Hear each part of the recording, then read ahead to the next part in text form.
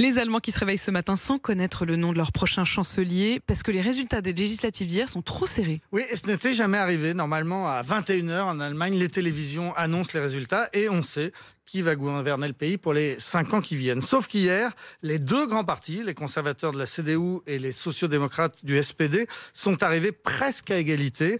Un peu plus de 25% pour le SPD, un peu moins de 25% pour la CDU, ce qui, au passage, est une énorme claque pour le parti d'Angela Merkel. Alors logiquement, le candidat du SPD qui est arrivé en tête devrait devenir chancelier. Oui, logiquement. Mais ce qui compte, ce n'est pas d'être le premier, même si c'est symboliquement important. Ce qui compte, c'est de former une coalition capable d'obtenir une majorité au Parlement. Le candidat de gauche, Olaf Scholz, a aussitôt annoncé, c'est logique, qu'il allait s'atteler à la tâche.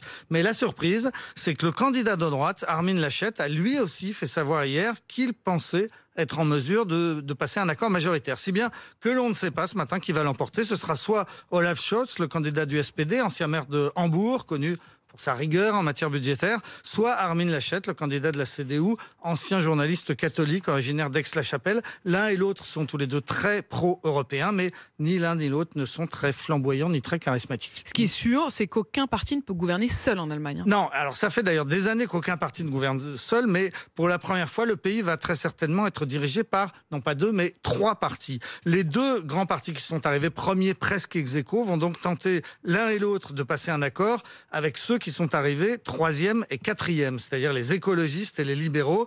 Les écolos qui ont obtenu presque 14% et les libéraux 12%.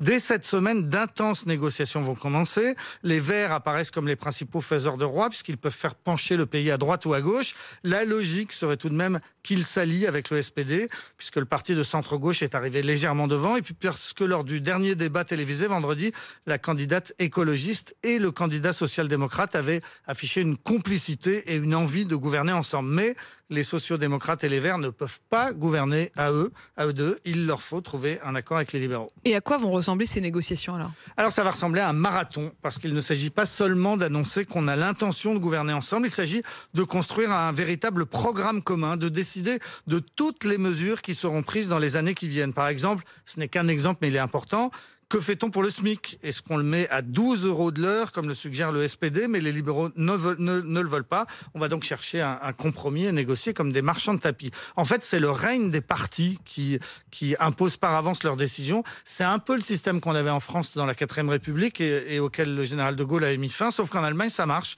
Ce système de coalition et de compromis est considéré comme le plus démocratique. Combien de temps ça va durer ces négociations ? Ce n'est pas une question d'heures ou de jours, plutôt une question de semaines ou de mois. Lors des dernières législatives, Angela Merkel avait mis 4 mois pour parvenir à un accord avec le SPD. Hier, les 2 principaux candidats ont dit espérer pouvoir obtenir un accord avant Noël, parce qu'au 1er janvier, l'Allemagne prend la présidence du G20. En attendant, Angela Merkel reste aux manettes, elle va expédier les affaires courantes. Il est assez vraisemblable donc qu'elle fêtera en novembre son 16e anniversaire, la chancelière. Donc finalement, elle est toujours là. Elle est toujours là. Merci Nicolas. Il est 7h58, dans un instant la météo et le journal de 8h.